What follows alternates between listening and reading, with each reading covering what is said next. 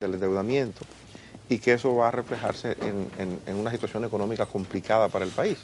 ¿Tendría sentido entonces? En ningún sentido. En el 2012 la deuda va a bajar significativamente con el programa económico que tenemos. Ya será un 28% del producto. En el año que viene baja un 35%, en el 2012 a un 28%. Y mucho más cuando los ingresos están subiendo. O sea, no hay ninguna razón de preocupación. Es una razón política. Y yo creo que yo puedo decir, como dicen a boca llena, la responsabilidad cuando tú haces opinión pública. Cuando el gobierno de Hipólito Mejía, nosotros estábamos en la oposición, evidentemente, yo me enteré, y primera vez que lo voy a decir público, 10 días antes que el fondo iba a romper con el gobierno. Y yo nunca hablé público de eso. Que eso le hacía daño al país. Si va y nos rompía, desde Washington yo me enteré, con informaciones internas del fondo. El fondo va a decidir romper con el gobierno. Y yo nunca hablé público. No convocó una rueda y dio ese palo. Y di ese palo público. Y tal vez el fondo echaba para atrás y quedaba yo de feo. ¿Tú entiendes? Entonces hay que ser comedido cuando son los intereses, ahora, los intereses nacionales que están en juego. El asunto que uno ve en la dinámica política, y que la economía no queda fuera, es que cuando se está en la oposición, se denuncia que el gobierno de ese momento es el que mayor préstamo ha tomado y el que mayor cantidad de dinero ha manejado. Claro, hay una dinámica normal de que el que viene va a ser más grande, el presupuesto, claro, el mismo crecimiento vegetativo. Claro. Pero siempre se utiliza el argumento. Es el gobierno que más dinero prestado ha tomado y el que más recursos ha manejado y continúan los problemas.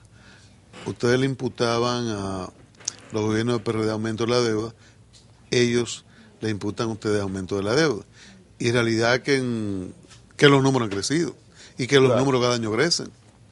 Lo que más nosotros le criticábamos al gobierno de Hipólito era el cambio de la estructura de la deuda, como yo dije. O sea, nosotros dejamos la deuda que privada era cerca de un 20%, igual como la tenemos ahora. Porque la estructura de la deuda dice mucho de la calidad de la política de endeudamiento. Si tú vas mucho a los bancos privados, tú estás mal. Tienes que ir más a los bancos, a los gobiernos bilaterales, que lo maneja el Club de París, ahí es que se negocia, y los organismos multilaterales. Como una persona que va a un banco y otro va a un prestamista. O una que va, exacto, va a un prestamista privado y te cobra el famoso único 20. El módico 20. El módico 20. Es lo mismo. Entonces, eso sí lo criticamos nosotros mucho.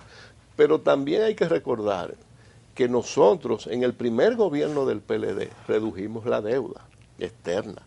La dejamos $350 millones menos que como la encontramos. ¿Por qué? Porque en ese tiempo no había que tomar préstamos internacionales, porque la economía estaba muy bien, creciendo a un 8%. Claro, le ayudó que no le iban a aprobar préstamos también.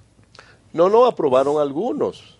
Porque la racionalidad te dice que tú no puedes hacer una oposición destructiva. Eso es ilógico, pero pagamos 350 más de lo que nos ingresó, de cómo estaba. Ahora hubo que hacerlo por las condiciones mundiales y porque los ingresos bajaron. O sea, los ingresos bajaron no por mala recaudación, sino por la actividad económica que cayó. Estados Unidos, el mundo entero en crisis, los ingresos bajaron, no había posibilidad de buscar dinero para mantener la economía dominicana y contrarrestar ese efecto de la crisis. Había que buscar dinero. Ahora, licenciado, lo buscamos en las mejores condiciones. Hay estabilidad macroeconómica, hay manejo adecuado de la deuda. Sin embargo, hay problemas económicos muy serios y el dominicano comienza a subir el tono de la queja, del problema eléctrico, de los servicios, insatisfacciones por horas prometidas y no realizadas, en carestía, en productos, en fin. Hay una situación en la gente que no es buena para el gobierno, pero no que no es buena, que es muy mala. Sí, yo creo que hay una situación que es la de realidades sociales no satisfechas, que la gente llega a encrisparse cuando hay algunos problemas que se exacerban. El problema eléctrico, el problema de la delincuencia, algunos productos básicos que suben en algunas circunstancias, y eso lleva a una situación de descontento, de bastante descontento. Evidentemente hay personas o comunidades que tienen posibilidad de expresar más ese descontento que otras, porque a veces son grupos específicos, pero sí hay una realidad. Caso Licey de Santiago. Sí, sí. Entonces hay una realidad de que podría o ha venido cierta subida de tono, pero hay que entender que no da para todo. Por ejemplo, el gobierno hizo una gran batida de arreglar calles, pero tú vas a todo el país y faltan miles de calles y de carreteras por arreglar, pero el gobierno invirtió una enorme cantidad de dinero en eso. El gobierno está haciendo esfuerzo en aguas, pero hay muchísimas comunidades que no tienen aguas. Y yo creo que es un problema de prioridades, de ir trabajándolo. Una de las cosas que yo creo que todos los gobiernos tenemos que trabajar es terminar las obras iniciadas, porque es un desperdicio fuerte de recursos.